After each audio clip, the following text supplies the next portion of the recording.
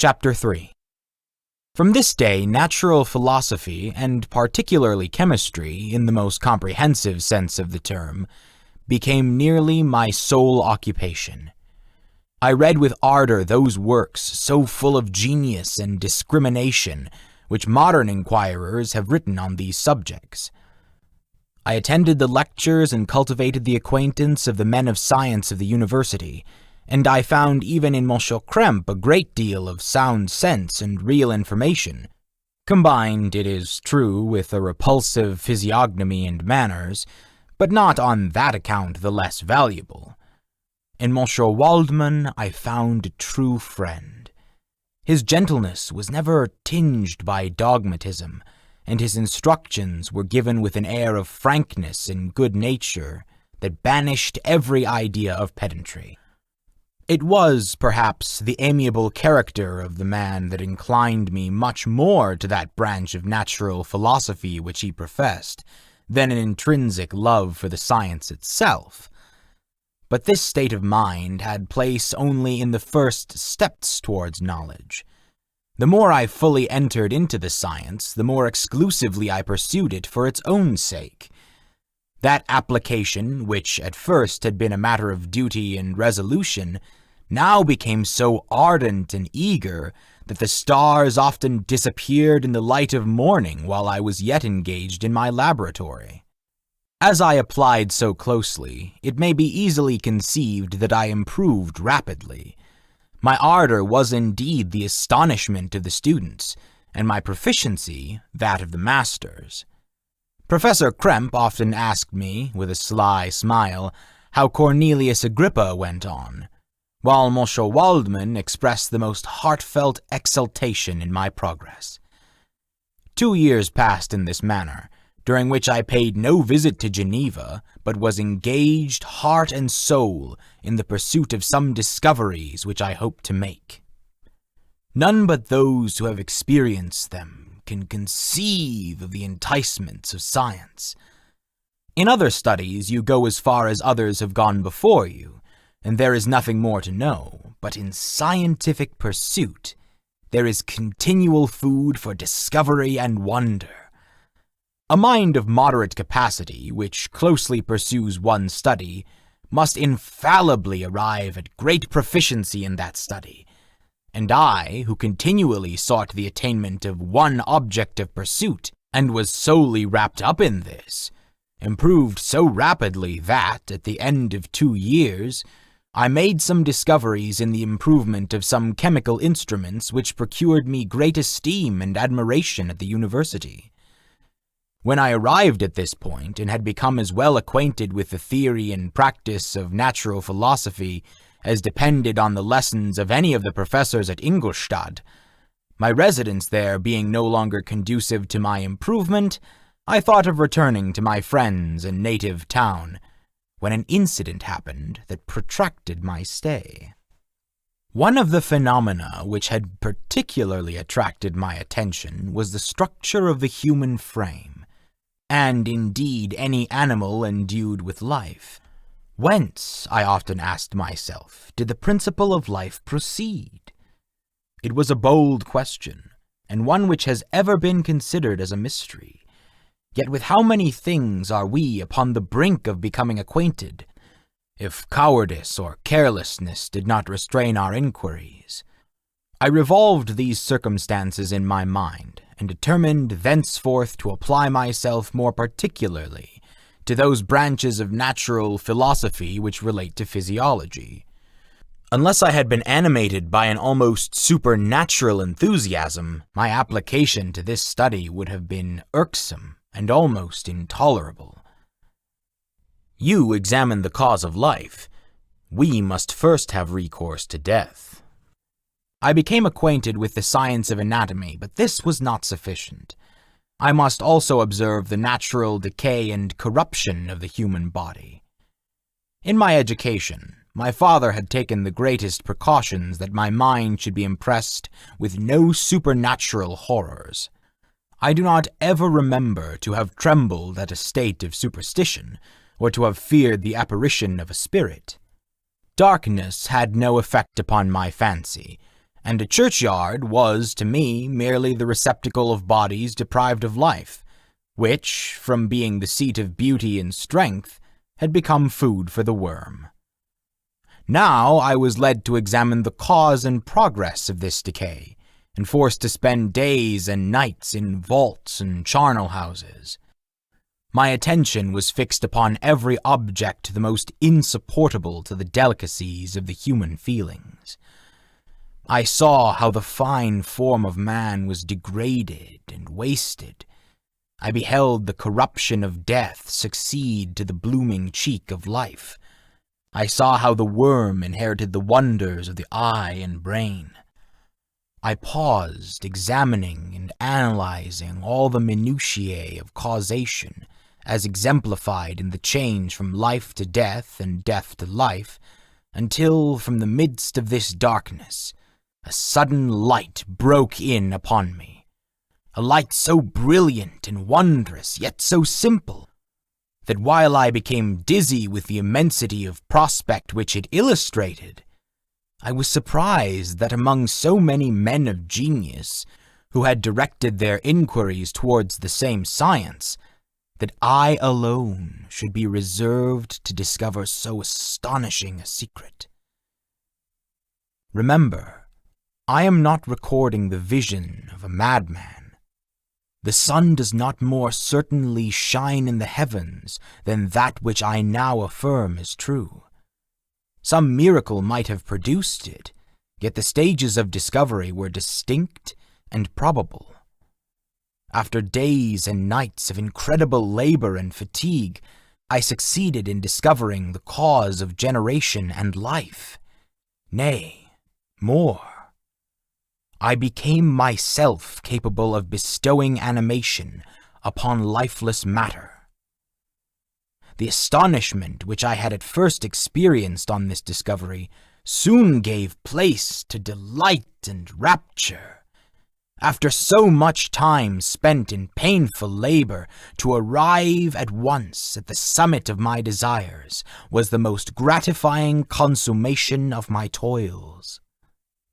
But this discovery was so great and overwhelming that all the steps by which I had been progressively led to it were obliterated, and I beheld only the result. What had been the study and desire of the wisest men since the creation of the world was now within my grasp.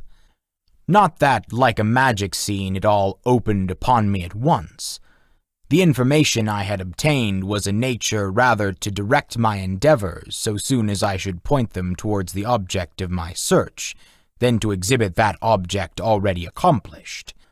I was like the Arabian who had been buried with the dead, and found a passage to life aided only by one glimmering and seemingly ineffectual light.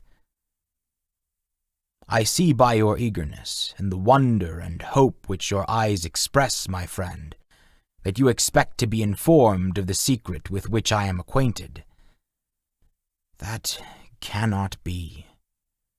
Listen patiently until the end of my story, and you will easily perceive why I am reserved upon that subject.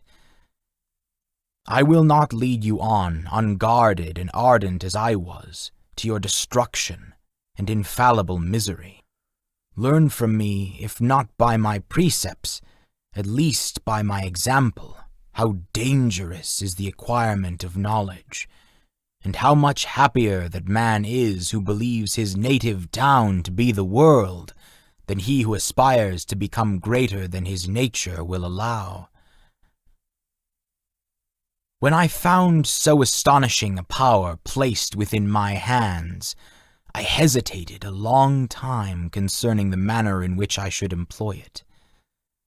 Although I possess the capacity of bestowing animation, yet to prepare a frame for the reception of it, with all its intricacies of fibers, muscles, and veins, still remained a work of inconceivable difficulty and labor. I doubted at first whether I should attempt the creation of a being like myself, or one of simpler organization, but my imagination was too much exalted by my first success to permit me to doubt my ability to give life to an animal as complex and wonderful as man. The materials at present within my command hardly appeared adequate to so arduous an undertaking, but I doubted not that I should ultimately succeed. I prepared myself for a multitude of reverses. My operations might be incessantly baffled, and at last my work be imperfect. Yet, when I considered the improvement which every day takes place in science and mechanics, I was encouraged to hope my present attempts would at least lay the foundations of future success. Nor could I consider the magnitude and complexity of my plan as any argument of its impracticability. It was with these feelings that I began the creation of a human being. As the minuteness of the parts formed a great hindrance to my speed, I resolved, contrary to my first intention, to make the being of a gigantic stature, that is to say, about 8 feet in height and proportionably large. After having formed this determination, and having spent some months in successfully collecting and arranging my materials, I began. No one can conceive the variety of feelings which bore me onwards like a hurricane in the first enthusiasm of success. Life and death appeared to me ideal bounds, which I should first break through and pour a torrent of light into our dark world. A new species would bless me as its creator and source. Many happy and excellent natures would owe their being to me. No father could claim the gratitude of his child so completely as I should deserve theirs. Pursuing these reflections, I thought that if I could bestow animation upon lifeless matter, I might in process of time, though I now found it impossible, renew life where death had apparently devoted the body to corruption. These thoughts supported my spirits, while I pursued my undertaking with unremitting ardor. My cheek had grown pale with study, and my person become emaciated with confinement. Sometimes, on the very brink of certainty, I failed, yet still I clung to the hope which the next day or the next hour might realize. One secret which I alone possessed, which was the hope to which I had dedicated myself, and the moon gazed on my midnight labors while, with unrelaxed and breathless eagerness, I pursued nature to her hiding places. Who shall conceive the horrors of my secret toil as I dabbled among the unhallowed damps of the grave, or tortured the living animal to animate the lifeless clay? My limbs now tremble, and my eyes swim with the remembrance. But then a resistless and almost frantic impulse urged me forward. I seemed to have lost all soul or sensation but for this one pursuit. It was indeed but a passing trance, that only made me feel with renewed acuteness so soon as, the unnatural stimulus ceasing to operate, I had returned to my old habits. I collected bones from charnel houses, and disturbed with profane fingers the tremendous secrets of the human frame. In a solitary chamber, or rather cell at the top of the house, and separated from all the other apartments by a gallery and staircase, I kept my workshop of filthy creation. My eyeballs were starting from their sockets in attending to the details of my employment. The dissecting room and the slaughterhouse furnished many of my materials, and often did my human nature turn with loathing from my occupation, while, still urged on by an eagerness which perpetually increased, I brought my work near to a conclusion. The summer months passed while I was thus engaged, heart and soul, in one pursuit. It was a most beautiful season. Never did the fields bestow a more plentiful harvest, or the vines yield a more luxuriant vintage, but my eyes were insensible to the charms of nature. And the same feelings which made me neglect the scenes around me caused me also to forget those friends who were so many miles absent, and whom I had not seen for so long a time. I knew my silence disquieted them, and I well remembered the words of my father. "I know that while you are pleased with yourself, you will remember us with affection, and we shall hear regularly from you. You must pardon me if I regard any interruption in your correspondence as a proof that your other duties are equally neglected." I knew well, therefore, what would be my father's feelings, but I could not tear my thoughts from my employment, loathsome in itself, but which had taken an irresistible hold of my imagination. I wished, as it were, to procrastinate all that related to my feelings of affection until the great object which swallowed up every habit of my nature should be completed. I then thought that my father would be unjust if he ascribed my negligence to vice or faultiness on my part, but I am now convinced that he was justified in conceiving that I should not be altogether free from blame. A human being in perfection ought always to preserve a calm and peaceful mind, and never to allow passion or a transitory desire to disturb his tranquillity. I do not think that the pursuit of knowledge is an exception to this rule.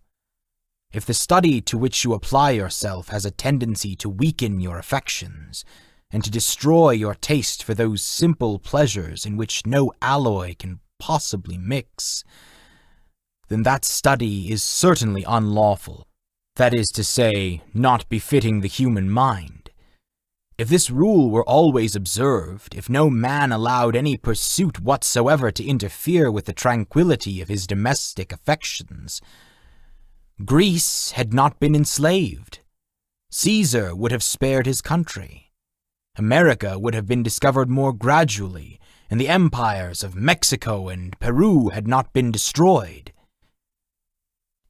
But I forget that I am moralizing in the most interesting part of my tale, and your looks remind me to proceed. My father made no reproach in his letters, and only took notice of my silence by inquiring into my occupations more particularly than before. Winter, spring, and summer passed during my labors, but I did not watch the blossom or the expanding leaves. Sights which before always yielded me extreme delight, so deeply was I engrossed in my occupation. The leaves of that year had withered before my work drew near to a close, and now every day showed me more plainly how well I had succeeded. But my enthusiasm was checked by my anxiety, and I appeared rather like one doomed by slavery to toil in the mines, or any other unwholesome trade, than an artist occupied by his favorite employment. Every night I was oppressed by a slow fever, and I became nervous to a most painful degree, a disease that I dreaded the more because I had hitherto enjoyed most excellent health, and had always boasted of the firmness of my nerves. But I believed that exercise and amusement would soon drive away such symptoms, and I promised myself both of these when my creation should be complete.